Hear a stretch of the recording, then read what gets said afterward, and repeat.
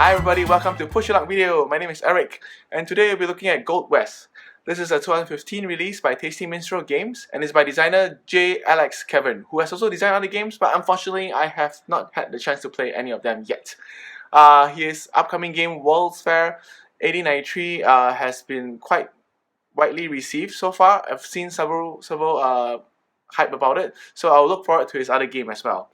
Now, Gold West is a 2 to 4 player game, plays about 45 minutes, and is a light medium weight kind of area control and resource management type of game. Now, in Gold West, players are trying to prospect at different locations to get resources, and then through clever use of the supply track, which is like a vertical Mancala style or a very micro Mancala style mechanism, you're trying to manage the resources so that you can use these resources to either build camps, build settlements, advance, go to Boomtown and claim different offices, or supply the metals through a like delivery track and then score points. So whoever has the most points at the end of the game will win the game. So let's take a look at Gold West, the components, the rules of the game, and my thoughts about the game. Alright, here you see the entire board and the components for Gold West. Now, we'll take a look at the board itself first. The board is actually broken up, alright, it's actually formed during the game itself, so it's not a folding board per se, but it makes for easy to keep box size, alright, it's also a small box size as well. These are modular tiles that you will set up the board at the beginning. They're all randomly dealt, so it allows for a lot of replayability because every time the game will be different.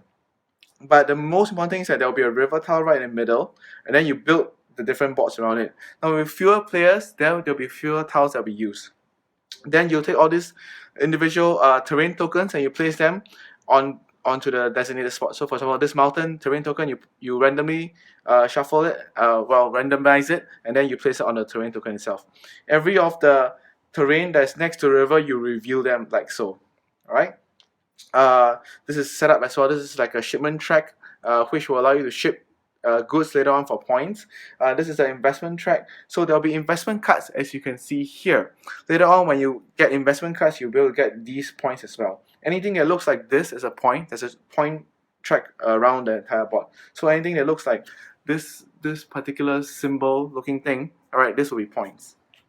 There's also this little Boomtown here. Now this is also randomly generated at the beginning of the turn. You can design it in any way that you want. So there's a lot of these Boomtown office cards that are in the box itself. So you randomly take 4, and you can create this in any fashion that you want. For example, I can do it like this way, and but there's always this number 4 points there in the Boomtown. So you can create it any way that you want, like so, even like so, and then you can begin the game. Each player will also have their own player board. The only bad thing that I would say about player board is that it's very thin. It's just like a little thin cardboard. Right? It would have been cool if it was the nice thick cardboard that came with the board itself. Each player will also have a lot of these little discs. This represents influence. They can also be used when you're creating settlements. These are camps. Right? These little cute triangles are like camps, which you'll be placing them onto the board itself. Alright, and this is the terrain marker. This will show how many terrains that you have dug up or you have invested. So you can think of this as like a majority control kind of mechanism here. Then there's influence cards, as I mentioned. Influence cards are nice cardstock, very nice design as well. And these are the start player markers. And then of course there are all the resources that are available. So you have stone, wood, copper, silver, and gold. Alright, all different shapes as well. So to help, if you are colorblind, it definitely helps you to tell what are the different resources available. Alright, and so yeah, all in all, artwork looks nice. It looks very good. The board looks like a old map. You can see that all old fonts that are being used. So it all looks very good. So it's very well done component wise. So let's talk about the rules of the game of Gold West. So players are playing through several rounds. Let me try to get another player sheet. So you can see that each player sheet, these are the actions. Alright, and it is very simple. Each player will do all these actions, and then that's the end of their turn. The next player will do all the actions, and so on and so forth. The game will end Alright, the game will end when every player has placed all their camps. Alright, these are the camp tokens. Place all the camp tokens onto the board, and then after that, that will signify that the game end game condition, and then everybody else will have one more turn, and then the game will end. And then whoever has the most points and then on the game will win the game. There's a bit of end game scoring as well. So what are all these actions? First thing is activate the supply track.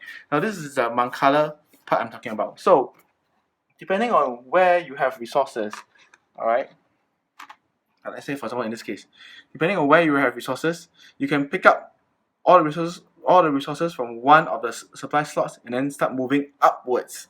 Right? Usually Mancala is like moving in a circle or moving like Trajan, or is moving in a circle, for example. But in this case, you're moving upwards. So for example, if I take this one, right, this particular slot, I'll drop one resource of my choice here, and then there'll be one more resource available here, right, at the empty spot here. So any resource that you have an empty slot here, which is called the supply area, all right, you can then use in this particular turn. All right, it is possible for me, for example, if I can also choose this one. All right, and I just drop it here, and there's no resources for me to use for this particular turn. It is possible because you're setting yourself up for future turns. All right, so it is possible, and right at the beginning you start with some resources depending on the turn order that you get. So for example, if I have gotten the first player turn order, I'll have one wood on the first slot, and one copper and one stone in my second slot. Okay, so once you've done that, you go to the next phase, which is use metals. Now if you have any metals here, gold, copper or silver, you can then use metals for several things actually. One of the things you can do is actually to claim investment cards. So you can see that these investment cards have a requirement. So for example, if I manage to trade in 4 copper at a time, I can then take this investment card and put it next to me.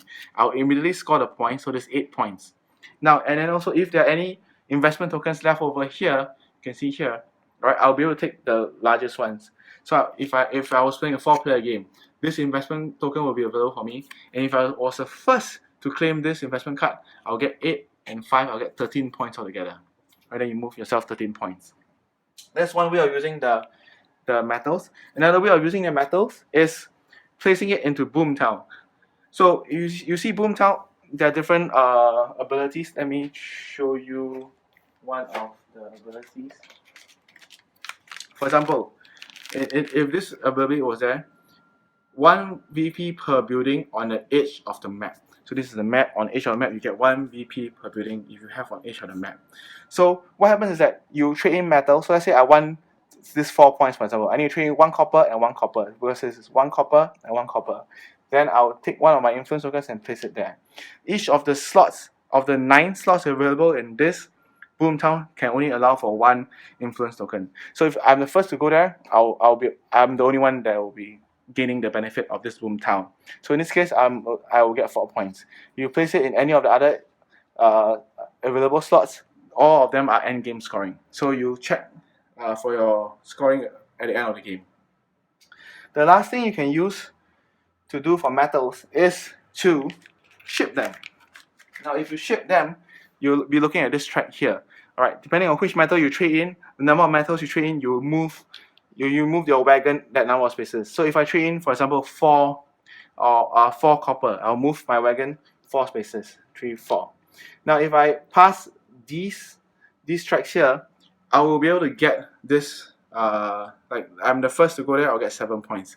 Second to go there, I'll get 4 points. That's for copper. Then for silver is 8 and 5 points. Then for gold is 9 and 6 points. Alright. Also, whenever your wagon passes this line, right, you get 2 points. When the wagon passes this line, you get 3 points. So this is also another way to get points. Alright. So that's using the metals. And anything that you have left over in the supply area here that you do not use will all be discarded at the end of turn. So make sure you plan correctly so that you do not waste any of the resources. Last thing you do is build or loot. Now, if you have wood or stone, you can build a camp. How do you build a camp? You'll be taking one of your camp tokens, choosing any one of the open face-up terrain tokens, and then you can claim it. So for example, I wanted this, I can claim this, put my camp there, and I'll claim this. So when I claim this, I'll take all these resources, and then I'll choose one of the slots I want to put all the resources in. So let's say I decide to put it all in this slot. I'll get this point, so I'll get 2 points, right? And then I'll take this token, flip it over the other side, and place it in the first available space in that particular terrain. So for example, in this case, I'll put it here, like so. If I had other things here already, I'll put it next in the next available space. All right. Now, if you have wood and stone, you can build a settlement. Now, settlement means that you're actually taking one of this and you're putting your camp and you're putting on top like so. All right. So what's the point of settlement? Settlement allows you to skip one space. So in this case, I have claimed this terrain token. Instead of putting it here, I'll skip one space and put it here like so. All right. Settlements are quite powerful because of this skipping. In addition, it also gives tiebreaker later on when you count for majority. So whoever has the settlement in that particular terrain will be a tiebreaker for this majority. I'll explain this later on. All right. Now, if you cannot build a camp or a settlement, you're forced to loot. So what happens when you loot is that you're taking one of your camps and you're putting in this wanted space here. All right. You immediately minus 1 point. All right. You still do the same. You can then now claim one of the exposed ones. You get the resources, but instead of putting it into your area here, you discard it, and you do not get to put a camp down in that area as well. So there is a disadvantage if you can only loot. Alright. At the same time, take note, at the end of the game, whoever has the most number of camps here will minus 1 point for each camp that you have in the wanted area. Whoever has the second most will minus 1 per 2 camps they have in the wanted area, rounded down. Okay, so if you have to loot a lot of times, it's actually not very good for you. Now, if you have placed a camp there, you'll reveal all the other hidden terrain tiles around your area that you just put the camp. So in this case, I'll review this too. Right? If you take this tile but you do not put a camp, you also review. So in this case, this 2 will also be revealed, like so. All right, and that's it. After you're done, all right, discard all the resources that you have left over, and that's it. And that's your end of the turn. So next player will take his turn, do the same thing, and so on and so forth. So when the game ends when everybody has used up all their camp tokens here, and they'll have one more turn, final turn to do everything, except in the last turn there's no build or loot action. So it's just activate and then use metals, and then you do endgame scoring. So endgame scoring, first you will be looking at a few things when you do endgame scoring.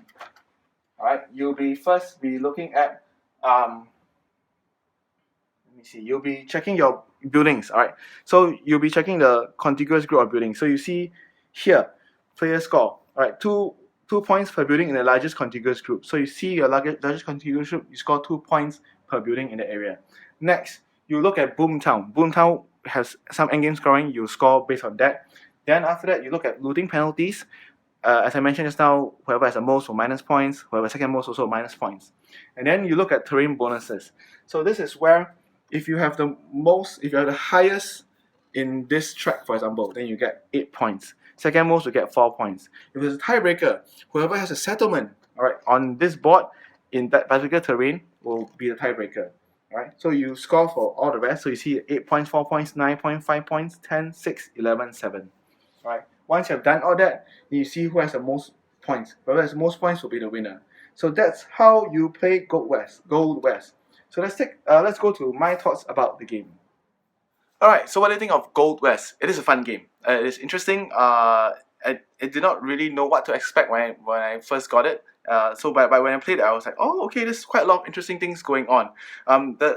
Activate the supply track is interesting. I like the Mancala. Ever since I played Trajan, I like the Mancala mechanism. It's very thinky. You need to plan ahead. If you can plan really far ahead, then you definitely benefit every time. You get to do a lot of things every time. You get to lose a lot of materials every time, and so on and so forth. At the beginning, you probably will not be able to do a lot. It's the first few turns, maybe the first 3 or 4 turns is all about setting up for yourself. But if you set up correctly, if you get the right resources set up correctly, then later on it will be much more easier for you to get a lot of stuff. So I definitely like the way you are using the supply track, because if you plan correctly, you have a lot of these resources, so you can do a lot of things that you want. There is a slight thing about everything is about points. It's like if you think about it, like point salad, everything is points. Metals, the use of metals is just for points. Everything is all points. Now, the building of the settlement and camps, that's interesting as well, because if I plan correctly, I can build settlements, which allow me to advance in the terrain track, which eventually at the end of the game will give me more points than the rest of my opponents. All the information is open. You can look at your opponents and see what's happening. There's a fair bit of competition as well, because you are all rushing for it. If you can break someone's ability to get the largest contiguous group, all right, that's also good for you, because that will prevent them from scoring a lot more points than they can.